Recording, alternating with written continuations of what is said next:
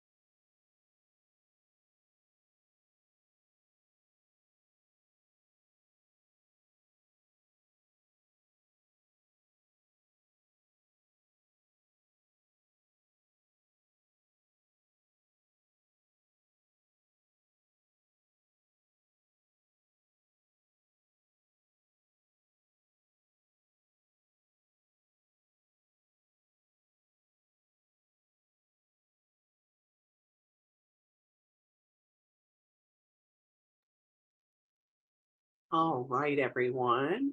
We'll get started here.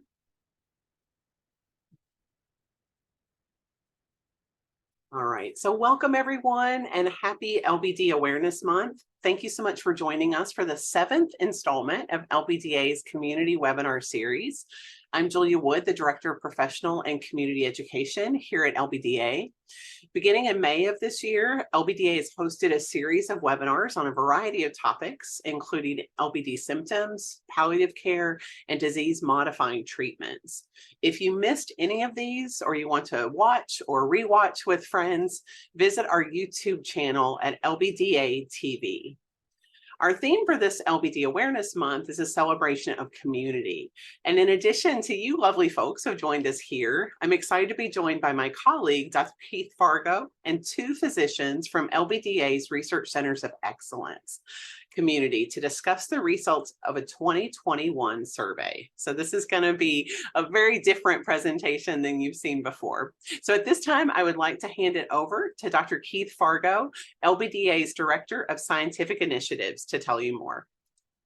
Thanks a lot, Julia. And I agree. I think this is going to be a little bit of a different webinar, but also very fun, frankly, and hopefully engaging for you as well. So before we get started, though, we do have a few housekeeping items.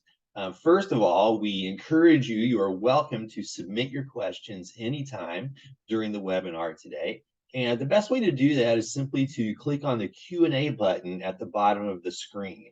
And that will pop open a new window for you where you can type in your questions. And we'll gather those and try to answer as many of them as we can at the end of the webinar today. So this presentation is being recorded, and an email will be sent to those who are registered in about 1 week. Also, when you leave the webinar today, a brief survey will appear asking you for your feedback about today's presentation. Please do take a moment to fill that out because it really does help inform our content for future webinars. And now it's my pleasure to introduce to you our presenters, Dr. Samantha Holden and Dr. Ece Bayram. Dr. Samantha Holden is a cognitive and movement disorders neurologist at the University of Colorado Anschutz Medical Campus. She evaluates and manages patients with conditions that affect cognition, behavior, and movement, including dementia with Lewy bodies and Parkinson's disease dementia. She's also the co-director of the Lewy Body Dementia Association Research Center of Excellence at the University of Colorado and an associate professor of neurology and vice chair of outpatient neurology services at the University of Colorado School of Medicine. Dr. Holden earned her bachelor's degree in neuroscience from New York University and her medical degree from Stony Brook University School of Medicine. She completed a medical internship and neurology residency at Rush University Medical Center in Chicago. Dr. Ece Bayram earned her medical degree and PhD in neurosciences from Ankara University in Turkey. After completing a research fellowship at the Lou Ruvo Center for Brain Health in Las Vegas with a focus on Parkinson's disease and Alzheimer's disease, she joined the Parkinson and Other Movement Disorders Center at the University of California, San Diego as a research fellow and then a project scientist. Her research interests include sex differences and cognition in neurodegenerative diseases, including LBD. She is also interested in teaching and expanding educational resources to non-English speaking patients and clinicians. During their presentation today, they will discuss the results of a research study that surveyed people with LBD and their care partners, asking them about their priorities for research. Some of the results may surprise you. Throughout the presentation, you may see a number of live Zoom polling questions asking you about your priorities, and we encourage you to answer them. These results from today will not be shared, and they're not meant for research, your polling answers, but rather to stimulate thought and discussion for the webinar today. Without further ado, please join me in welcoming Dr. Ece Bayram to get us started. Hello, everyone. Thank you so much, Keith, for that lovely introduction. All right, let's dive right into it. So we will be presenting the survey results that we have done with the support and the contributions of the Lewy Body Dementia Association. But we may state some opinions that don't necessarily reflect the whole organization too. I do want to point that out there. You can learn more about LBD, find support, stay up to date on research by going on to their website. It's filled with resources. And also, if you want to check out the research that's going on and maybe be involved with the research, I wanted to show you a little glimpse of how to do that through the Lewy Trial Tracker. So you can just go on to the lbda.org. On the tabs, you see research, click on that research, and then you're going to see the Lewy Trial Tracker, and voila, it brings out the survey for you, and you can just fill out the survey, and the Lewy Body Dementia Association crew will get in touch with you and take the rest on. You can also directly look for the clinical studies happening yourself as well. So to do that, again, you can go onto that research tab and then check out the clinical studies under there, and then scroll through, figure out if you're interested in any of them, dive into those, read about them, and get to the contact information. And if that study speaks to you, if you feel like you want to be a participant in that study, reach out to that group and be involved in research. We are very dedicated to research, and we're doing this with you, for you. So we do hope that you'll be involved in research using these tools on the lbda.org. All right, before we get started diving into our survey study results, we want to know the crowd we have here today. So we're going to ask you a couple of polling questions. So the first one is, what is your connection to LBD? And I'm hoping you can hear some fun music.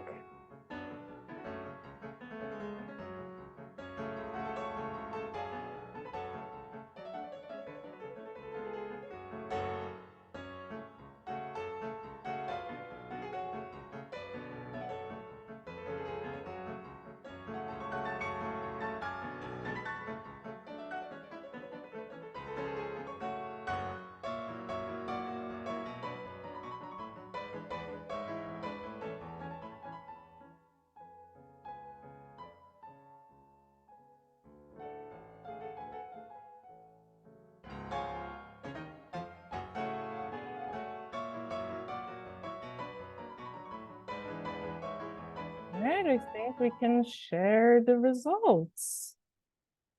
All right, we have a pretty balanced crowd today. We have 24% of the crowd is people living with Lewy body dementia. We have care partners making up the majority, but not a dominant majority. And we have friends, family members of people living with Lewy body dementia. And we have some healthcare providers in the crowd too, and some other folks that did not fit in any of the categories. Welcome all. So the survey is not going to be exactly this proportion of people, so you may actually be surprised by the findings then. All right, let's check out our next poll.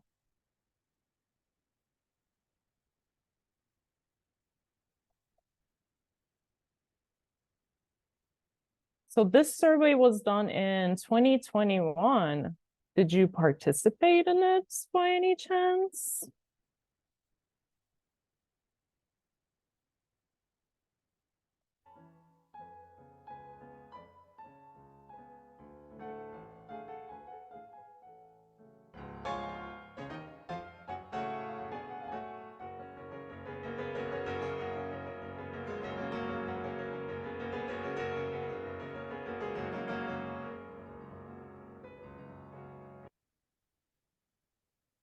So majority were not actually in the survey. So, all right, this is even more exciting then. You're going to hear about a survey that you weren't a part of, and you're going to see what fellow participants thought about what's available, what their research priorities are. 92% said no, they did not participate. And also, I do want to point out, this was done in 2021. It may feel like a while ago, And research does move a little slow at times. That's not because researchers are slow for the most part. It's because it takes time to do things. And we're very detailed. We want to make sure we're doing the right things. Everything is ethical. You have to jump through a lot of hoops to actually conduct even a survey study. So things take time, but we are glad that we are getting the chance to share it with you, even though it's been some time since we launched the survey. All right, let's move on to our next question. What is your diagnosis? Or if you are a caregiver, if you're a family member, friend of someone with Lewy body disease, what is their diagnosis? Just a quick reminder, dementia with Lewy bodies is where you have the cognitive issues before or around the same time as the motor problems. And Parkinson's disease dementia is where you have that Parkinson's problems, the slowness, tremors maybe, or the stiffness, way before the cognitive problems get into the scene.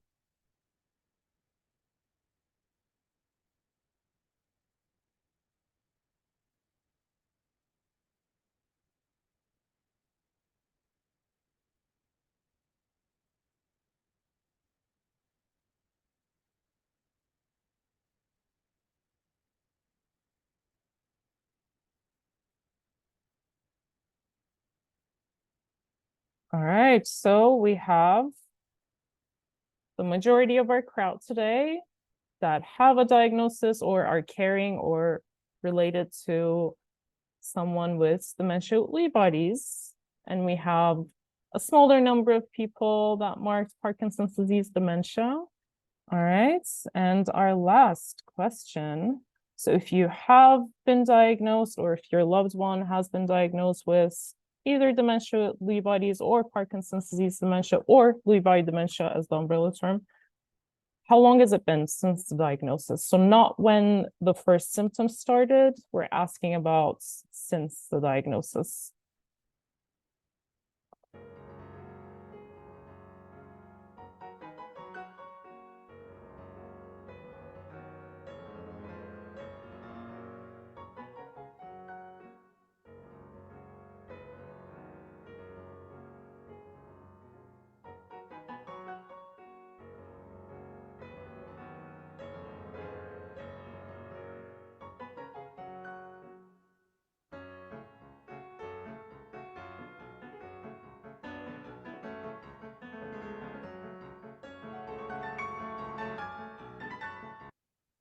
All right. So we have people that are earlier in the disease course, or it hasn't been that long since the diagnosis. A lot of you said it's been 1 year or less, 2 to 5 years. We don't have many people that are advanced in the disease, it looks like. All right, so the survey findings may be very surprising for you then, or maybe you'll feel validated and you'll see that other people are mentioning the same things as you're thinking right now. All right. So for our survey participants, the majority were caring for people with Lewy body dementia. So 85% were the care partners, caregivers. We had 131 people that were living with Lewy body dementia. And out of that 85% that were the care partners, majority of them were currently caring for someone with Lewy body dementia. We had former care partners making up 1/3 of the caregiver group as well. And interestingly, we did end up getting people outside of the USA, even though Lewy body Dementia Association is USA focused. Of course, when you think about a disease, it's anyone, anywhere that's affected by the disease we want to reach out to anyways. So we were excited to see, even though it was very small numbers of people, we were excited to see that we did get a little bit representation from different continents. As you can see, the majority is from USA, but we have a couple people from Asia, Africa, South America, Oceania, Europe, Canada, and Mexico as well. All right, so just like the crowd we have today, the majority of the people that were in the survey were related to someone or had dementia Lewy bodies.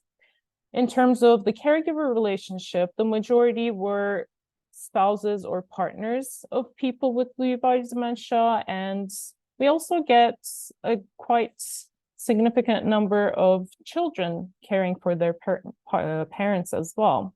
And if you look at only the Lewy body dementia group, you can see how as the disease is progressing, as it's been more and more years, we got lower participants in those year frames.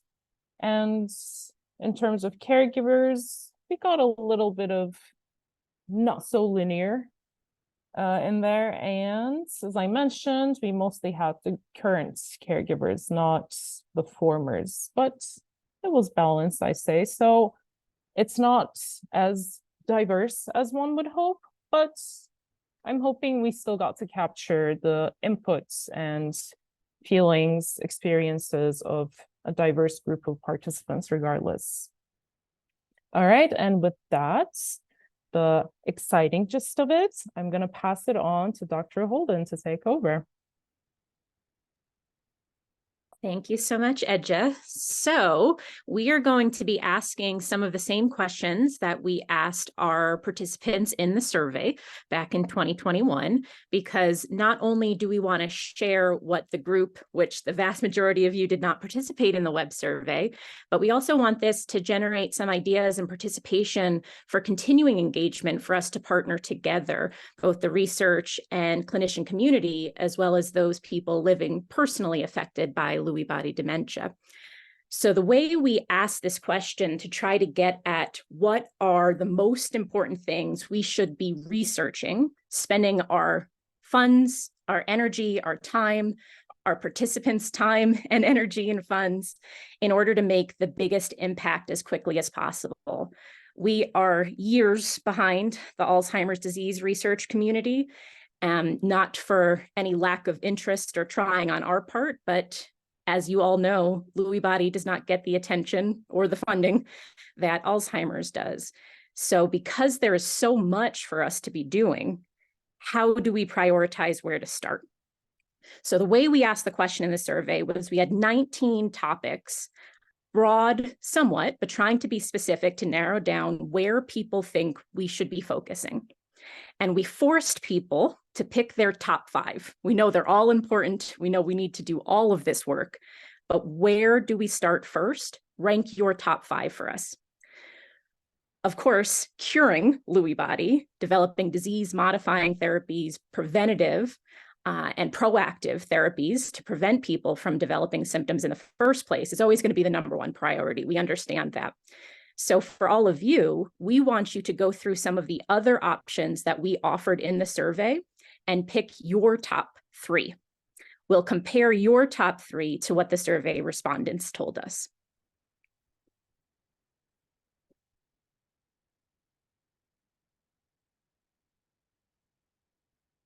And take your time reading through. Again, we know they're all important, but just click 3.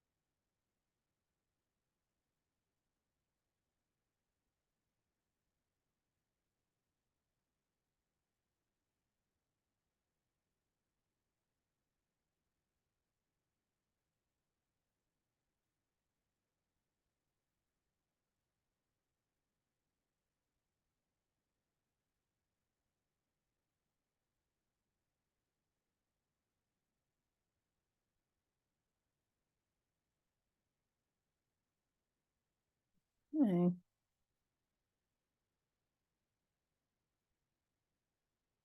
Still a few responses trickling in.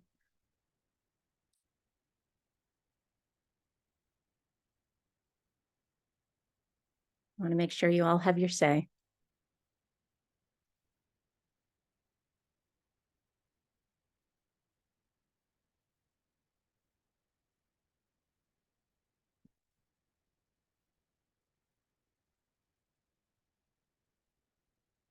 All right, so a mixed bag, unsurprisingly. There are a lot of different areas we need to be working on. And how do you prioritize such a long and varied list when there is so much work to be doing? 50% of you said developing new treatments for symptoms of Lewy body dementia, which is definitely something we heard from the survey results as well. 18% said complementary and alternative treatments for Lewy body, which is a theme we also saw in the survey. Looks like the next highest, better tests for Lewy body. And we have certainly made a lot of progress, really, even in the past few months with new tests, including spinal fluid and skin biopsy tests, which I'm sure you'll be hearing a lot more about in the near future. Defining how Lewy body progresses over time and the stages of the disease, which currently don't exist. We just kind of make it up. Quality of life. Okay, interesting. Thank you so much. So let's see what our survey respondents said.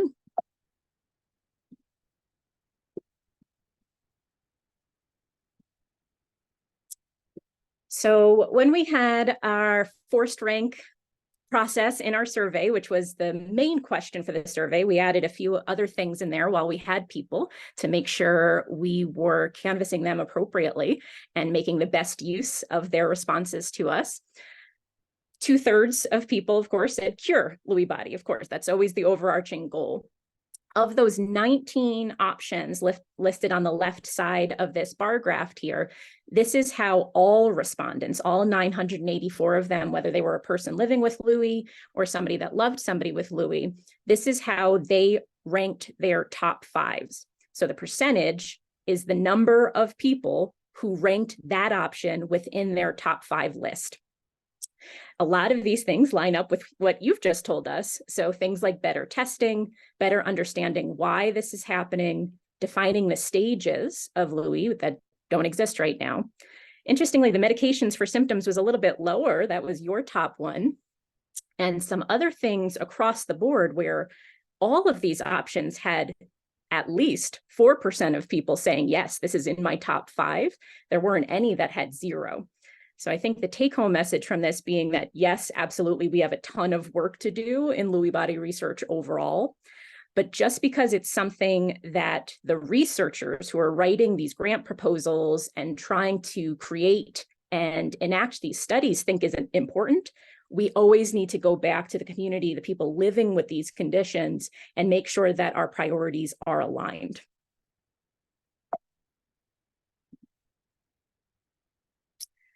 When we did separate out the people living with Lewy versus the care partners, whether they were current or former partners for somebody living with Lewy, there were slight differences here. Again, the cure, things to stop, slow, or prevent the progression of Lewy body in the first place, came out on top for both groups. Interestingly, for people living with Lewy body, they were more interested in understanding how and why Lewy body was happening to them. They were not as interested in the symptomatic medications, and this might have been a reflection of how early in the disease course most of our respondents of the people living with Lewy were. The majority of them were within 1 to 2 years of their diagnosis, so maybe they weren't as bothered by their symptoms, as we'll see with some of the other responses that we tried to drill down into that a little bit more deeply. But care partners ranked the medications to treat symptoms of Lewy body as their second highest priority, which is similar to the responses we just saw. Otherwise, developing tests to better diagnose and be more accurate and reliable in those diagnoses for Lewy body, defining how Lewy body progresses over time and identifying those stages was the fourth highest priority for both groups. And then there was also a little bit of a difference between the people living with Lewy and the caregivers for the fifth top priority, which there was also an interest in understanding how and why Lewy was happening for care partners, but much lower ranked than for the people living with Lewy body. And then the tests for tracking progression over time was the fifth highest for people with Lewy, whereas that was not in the top 5 for the caregivers.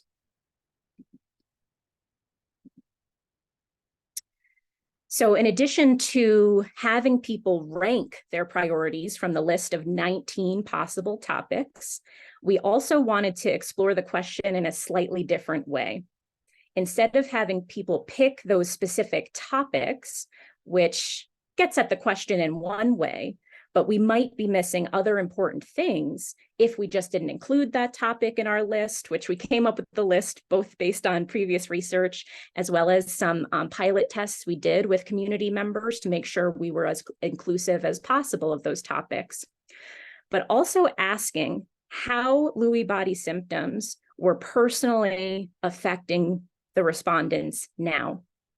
For the panoply of different symptoms that can occur in Lewy body, everything ranging from, of course, the thinking and memory changes and the movement changes, but also psychiatric symptoms, falls and balance, medication side effects. So all of these other things that could be affecting the person's life, their loved one's life, or have those bigger implications for how should we be focusing our research and our energy for these existing symptoms, whether you have them or not. And that was the option we gave, where I don't have this symptom, it's not a problem for me.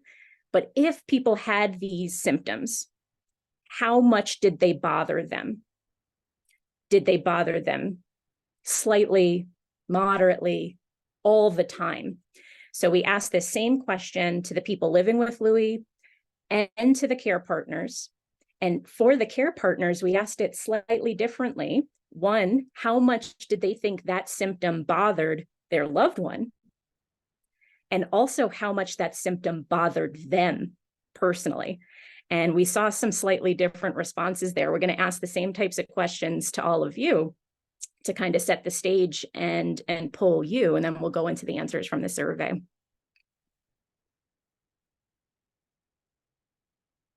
Oh, actually, I might be wrong. So this one was a little bit complex to ask all of you. So for this, we're going to give you the results and then ask your opinion if it matches up with you. So let's undo this poll. And we will give you the results from the survey. We went through a few times trying to figure out the easiest way to ask everybody, and it got very complicated very quickly. So these are those common Lewy body symptoms on the bottom of this bar graph. These are things that can happen in Lewy body. They don't happen to everybody, but often if you ask about these things or you bring it up in a clinic visit with people and you connect it back to their Lewy, sometimes they're surprised. We always want to make sure people are aware how Lewy can affect themselves and their loved ones so that we can treat it appropriately. And education and awareness is always the first step.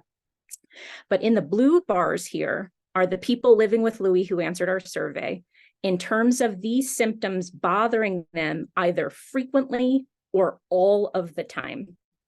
And we have ordered this from the lowest response of things being bothersome. And these were just for the people who said they had these things, not for the people who didn't, all the way up to the things that were ranked as the most bothersome.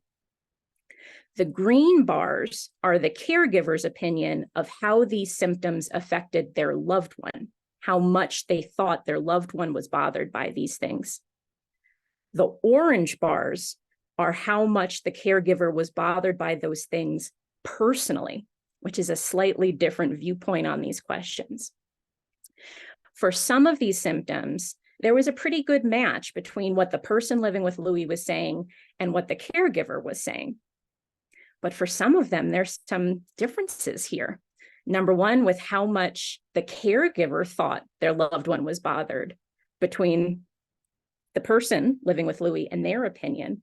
And then also some differences between what the caregiver thought was bothersome to their loved one and what was bothering them. Now, a disclaimer for this survey question in particular is that we didn't ask matched pairs to answer these questions. So these are not dyads of somebody living with Lewy and their care partner answering these questions at the same time.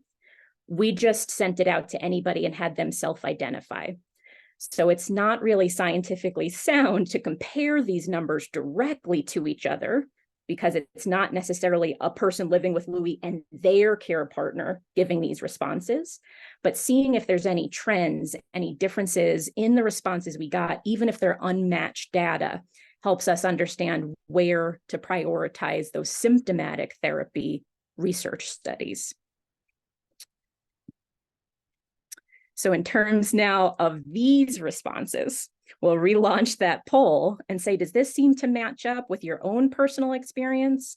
The fact that cognitive changes, fatigue and sleepiness, psychiatric symptoms, things like depression, anxiety, apathy, that those are the ones all the way on the right side of the bar where they're very bothersome to people, rated frequently or all the time.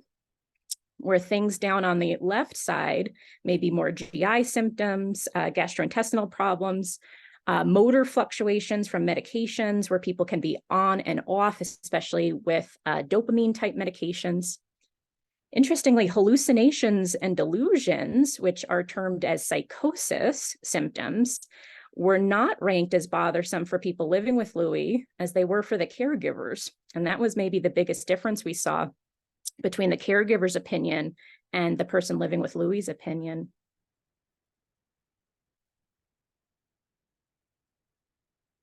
Do these things seem to match up with your own experience?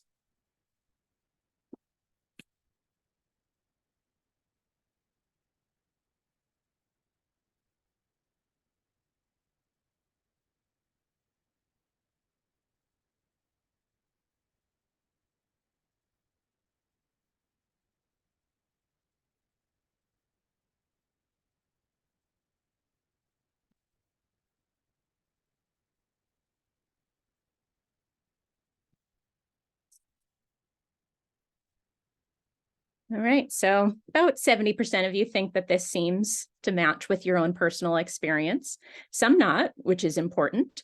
And then other people not really sure. And it is a complex way of asking a question, right? Where we're trying to reflect people's independent personal experiences with a broad enough question that we can capture a diverse set of answers.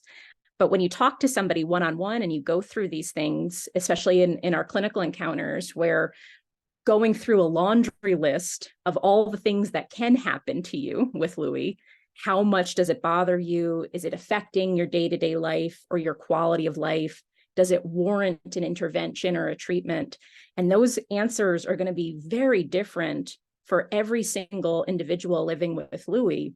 But to try to, again, bring things together as best we can and understand where do we focus first, not that those options that are on the left side of this table are not important and don't deserve more research, but in terms of where do we start, maybe starting with the right side of this chart would be the best way to make the most impact for the most people.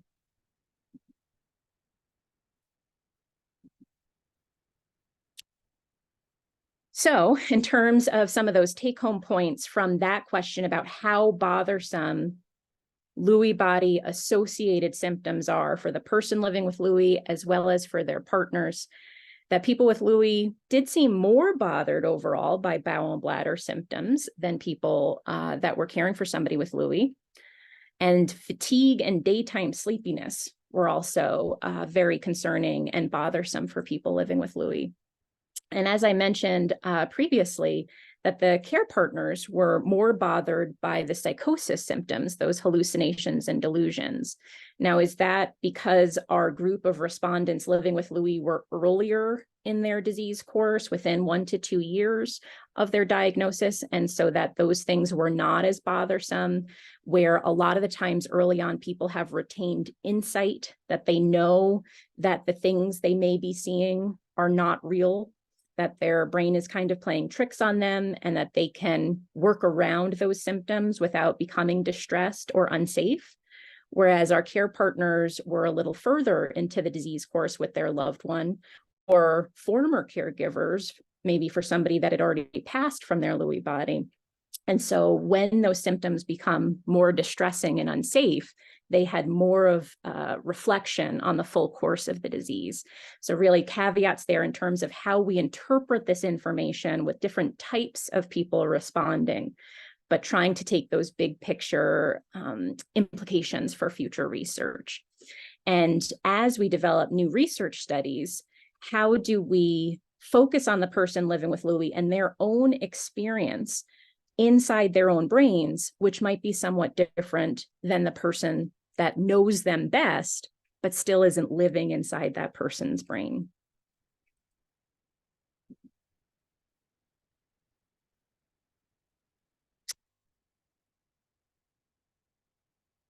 All right, and I'm back.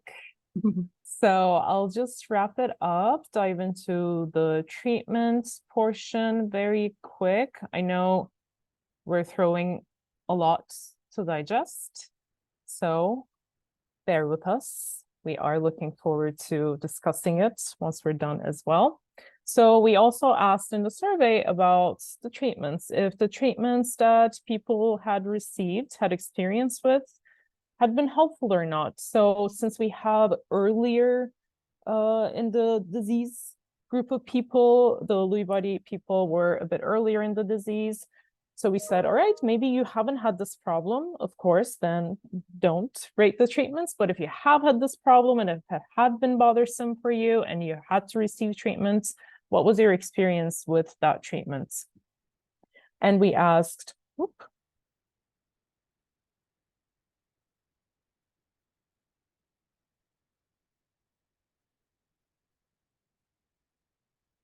sorry. All right, so we asked people with Lewy and also the caregivers the same questions. The caregivers, how do you think the treatments were helpful for your loved one with Lewy? And it looks like the caregivers did not think the treatments were helpful in general more than people living with Lewy. So you can kind of see how for each symptom, there's a difference with how people living with Lewy perceive the treatment as not being helpful at all versus the caregiver seeing their loved one receiving the treatments not being helpful at all. So the caregivers are not feeling that helpfulness in general more than the people with Lewy, and their reactions for treatments to individual symptoms are a little bit different too. For instance, daytime sleepiness, fatigue, it was very striking for caregivers. Not as much for people with Lewy. It was still one of the higher no helpful treatment rated symptoms for people with Lewy as well. But for the caregivers, that was like the main thing. Urinary problems, diarrhea seemed to be the most no helpful treatment symptom for people with Lewy, but not as striking for caregivers maybe as much as people with Lewy if you look at the ranking through it all. Falls was an interesting one as well. Caregivers marked that as an important one where they weren't receiving any helpful treatments, whereas for people with Lewy, it was actually a little bit lower on their list.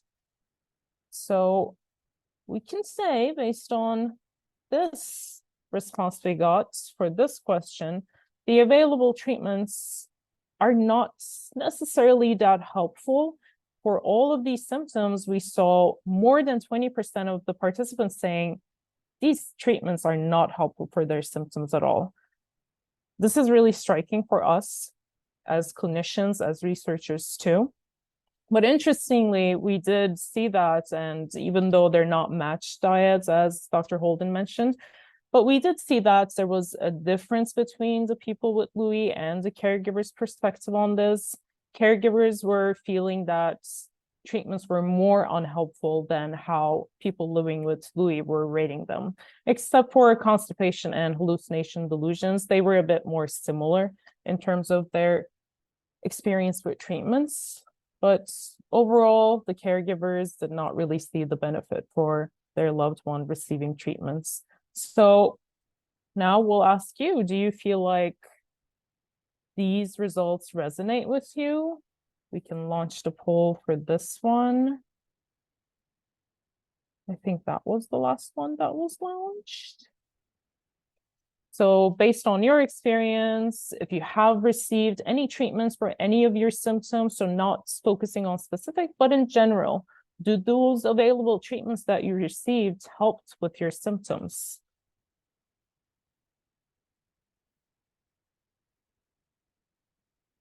And if you're a care partner or friend, family, if you think the treatments that your loved one received helped with their symptoms, so your perspective.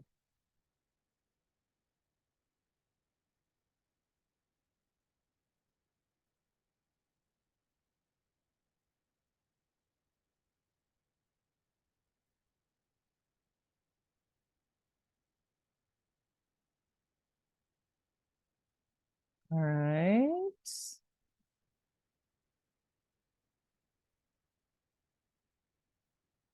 We're getting there, we're getting there.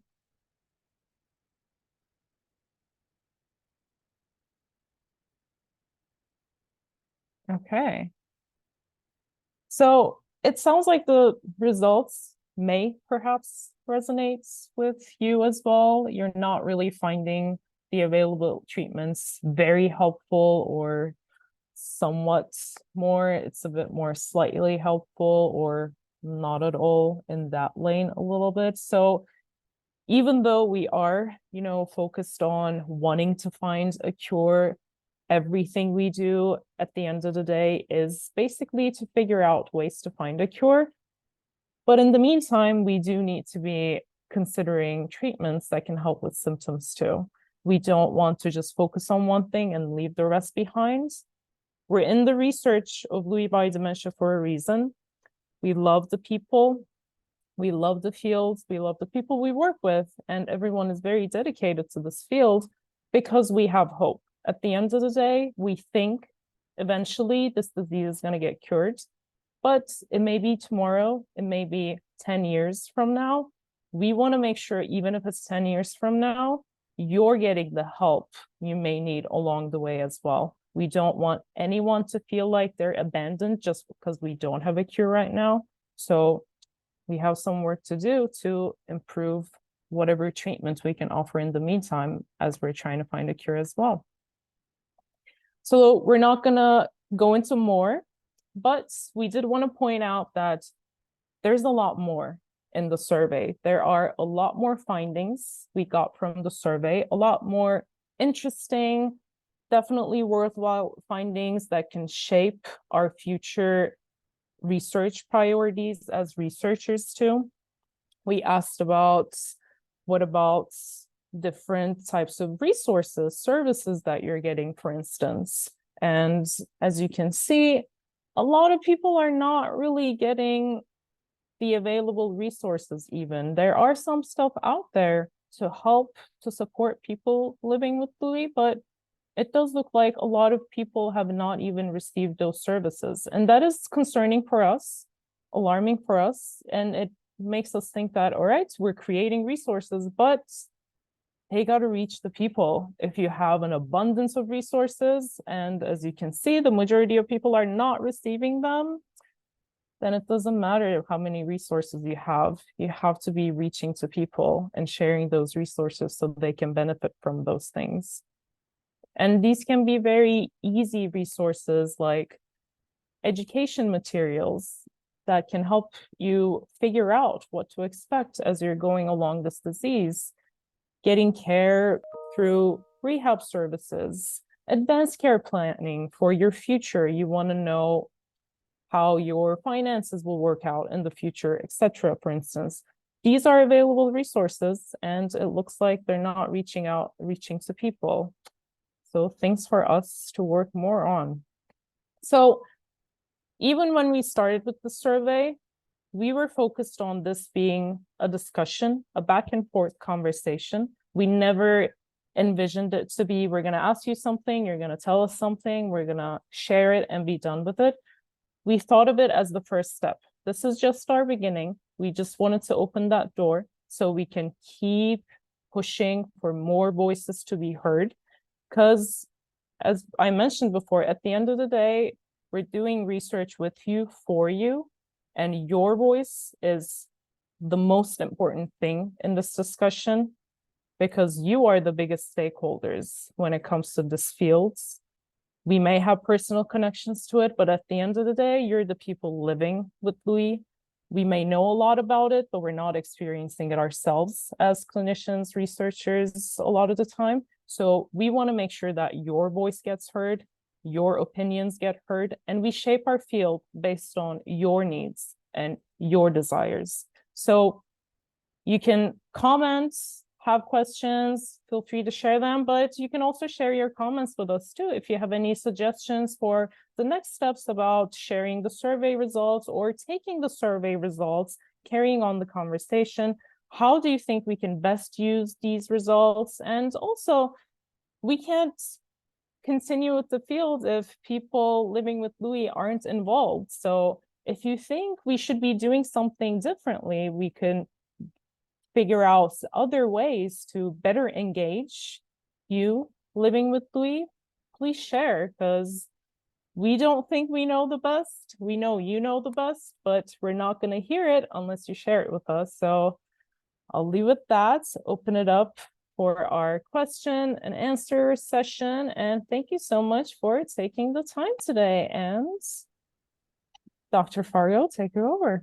Thank you very much, Dr. Holden and Dr. Bayram, for your time today and the work that you've done on this research, as well as helping us get the word out to the community about the results as well. We really appreciate that. We did get a lot of questions, both ahead of the webinar as well as live during the webinar. We've got about 13 minutes remaining to us today, so we will go through some of these questions.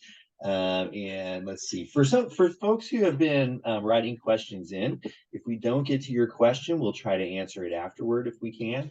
And sometimes I've combined questions because many of you have asked questions on similar topics. So without any further ado, let me go ahead and ask some of these questions. All right, so the first one is, this is relatively straightforward, I think. So either, anybody can take this. Can you describe what motor fluctuations are? I think our audience might be a little bit more familiar with cognitive fluctuations and maybe less with motor fluctuations. And because our audience is mostly people personally affected by dementia with Lewy bodies rather than Parkinson's disease dementia, so motor fluctuations are those on and off phenomenon, or the dyskinesias, the kind of extra wiggly movements people can get when they've had Parkinson's and been on dopaminergic therapies for an extended period of time. So in Lewy body, people can have the cognitive fluctuations, ups and downs in the level of alertness, awareness, and attention. More in people with Parkinson's than in Lewy body who need higher doses of levodopa. They will have also ups and downs in how their body is responding to the medications. And it can require adjustments to their dosing, the timing, the amount of medicines they're taking, and can cause some disability in terms of their movement. Okay, great, thank you very much. I think this next question actually may be related in some ways. And if it's not, forgive me, that's my ignorance, but I still think it's a good question. And this person wrote in, I think the treatments for symptoms may have helped slightly in one way, but may have negatively impacted other symptoms. For instance, medications for hallucinations may cause increased daytime drowsiness, etc. So could you speak to that and how common that may or may not be in Lewy body dementia? Yeah, it's always a balancing act, right? And we never want to fall in the trap of treating side effects of medicines with more medicines, and you kind of get into this vicious cycle there. So judging the pros and cons of starting any pharmacological agent in terms of what are we targeting, what are we looking for it to help, what are the potential downsides to it, and the decision that we make together with us as the clinicians offering options, but then understanding those risks and benefits as a team and making an informed decision together. One of the best examples of this is that medications that we use to treat the motor symptoms, the slowness, stiffness, and shakiness, which is giving your brain more dopamine, can make hallucinations worse. And hallucinations are treated with medicines that block dopamine. So you're in an exact catch-22 there of trying to find the best balance.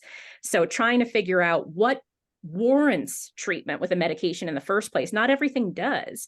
If it's not unsafe, if it's not disabling and affecting your enjoyment of your life, we don't necessarily have to start a medicine for it. But understanding we can have those unintended consequences and downstream effects when we're trying to target one thing, but oops, it made this other thing worse, which is a reflection of just how much of the body that Lewy can affect. Great, thanks. So here we have a number of questions about the link between Parkinson's disease, DLB, and LBD. And I know that's kind of probably a large question, but maybe kind of in a nutshell, could you sort of explain the linkage there?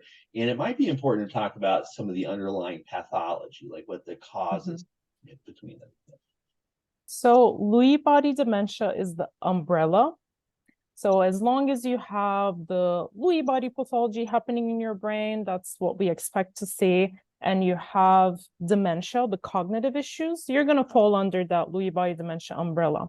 Under that umbrella, you have Parkinson's disease dementia and dementia with Lewy bodies. And those are clinically differentiated for the time being. If you cut open your brain and check out what's happening, you may actually not be able to tell it's this or that.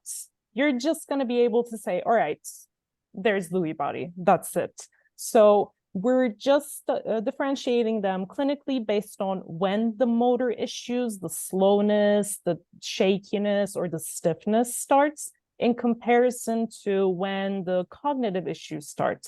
At times, people with dementia with Lewy bodies may not even get any motor issues at all earlier in the disease or even later in the disease. But people that have Parkinson's disease dementia, they have to have those motor issues. We can only diagnose someone with Parkinson's disease dementia if we see that slowness, and on top of that slowness, you get that shakiness, stiffness. And over time, at least 1 year after that motor issue starts, if you start seeing the cognitive issues that are interfering with one's daily life, then you can call them Parkinson's disease dementia. But if you see someone without any motor issues that have the profile we expect to see alongside the cognitive problems like hallucinations, the acting out your dreams, or fluctuations in your cognitive skills, then we're going to call you dementia with Lewy bodies. And overall, if you can't figure out, wait, did my motor issues start first? Did my cognitive start first? I can't remember. I'm not too sure. In that case, we can just call it Lewy body dementia. It will just be the umbrella. So underlying is the alpha-synuclein. That is a regular protein that we all have. We all need it for regular function in our brains, but it's normally unfolded. For some reason, it starts misfolding and accumulating in the brains, and it starts forming these bodies we call Lewy body. If you look it under a microscope, it's this perfectly round circular thing. It looks like it has a little halo around it, but it's actually a typical finding in the aging people. As we're getting older, we all have it. But for some people, for some reason, it can cause symptoms. It crosses that threshold and starts causing problems, starts causing cognitive problems or motor slowness related problems. And then we're going to call that Lewy body disease. If it's causing that cognitive issues, then we're going to call it Lewy body dementia. So I think I went around it a bit too complicated, but I hope it was a little bit clearer. I think it was, yeah. And just to, there's actually another question that's related to that I think follows on from that.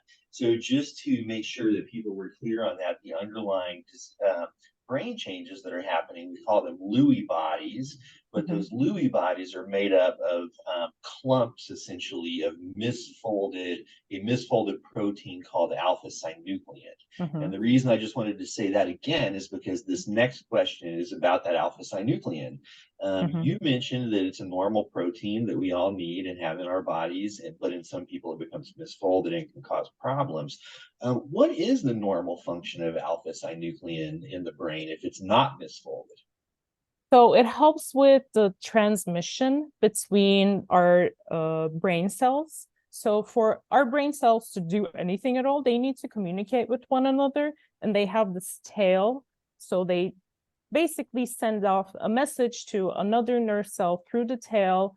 The message travels through the tail and then gets blurted out into the gap between the cells and then attacks the other cells to reach to that other cell. So that's just regular function. You need it. You need all your cells to communicate with one another. So alpha-synuclein plays a role in helping with that communication, carrying that message inside that tail of the nerve cell.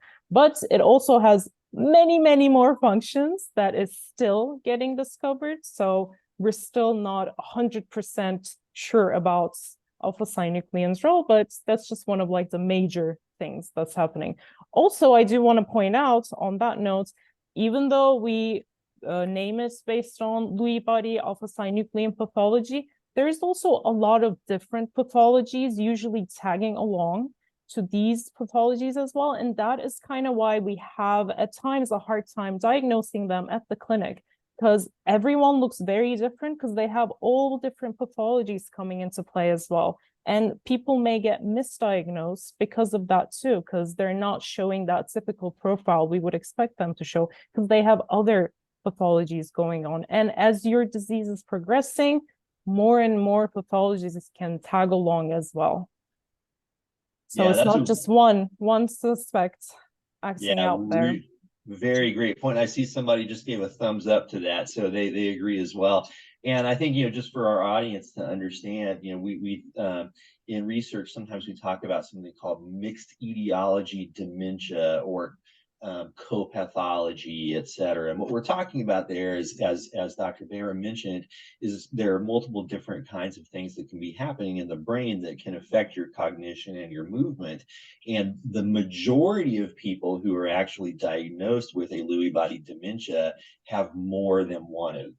So the thought is that all or almost all of them have the Lewy bodies, have synuclein, but the majority also have something else. Sometimes a little bit of Alzheimer's related pathology, sometimes a little vascular pathology, which is problems with the blood vessels in the brain, et cetera. And we're really trying to understand how those things interact with each other to affect what a person actually experiences in their day-to-day life. I think we've got time for one more question. And this one it's really about rapid progression. And so the question, the person gives a little bit of information about when their father was diagnosed and when they passed away, when their uncle was diagnosed and when they passed away. But the gist of the question really is, why does Lewy body dementia progress so quickly? Yeah, we could have a whole webinar just on that. And I think in a few years, we're probably going to have, under that umbrella of Lewy body, several additional options, because to put everybody together into the same basket is not accurate. Because if you know one person with Lewy body, you know one person with Lewy body. There's definitely differences from person to person.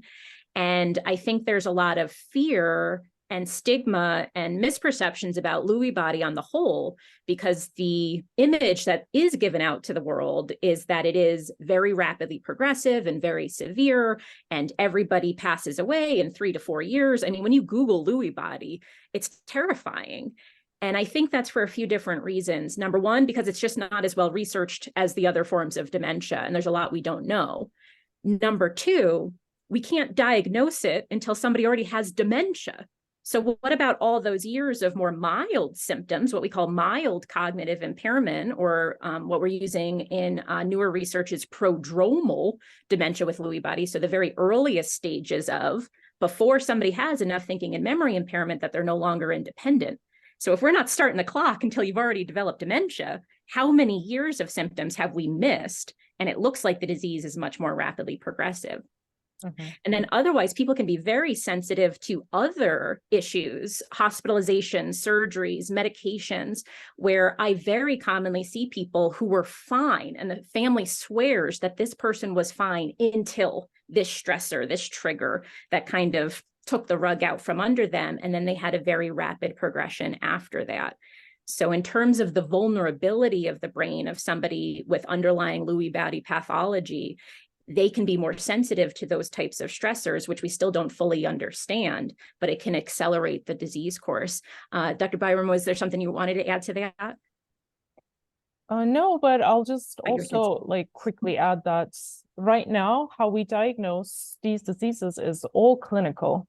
We don't necessarily see something on an imaging and say this person has Parkinson's or dementia with Lewy bodies. We can use those markers to support our diagnosis, but unless you see someone showing the symptoms that are in our diagnostic criteria, we're not going to be able to label them with that diagnosis. That makes things a little harder too, because we believe that once you get to that diagnosis stage, you've already spent maybe decades having that disease anyways. So we're just catching the last portion of that disease with our current diagnostic criteria that we have.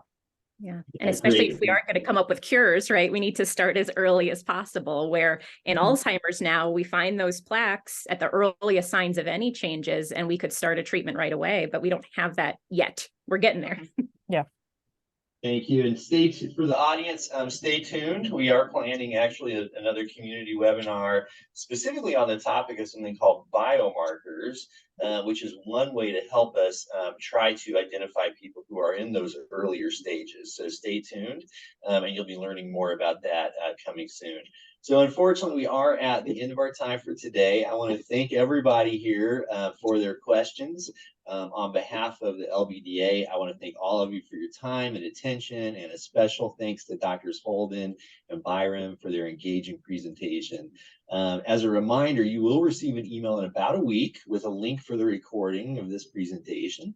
And we invite you to check out our events calendar on lbda.org.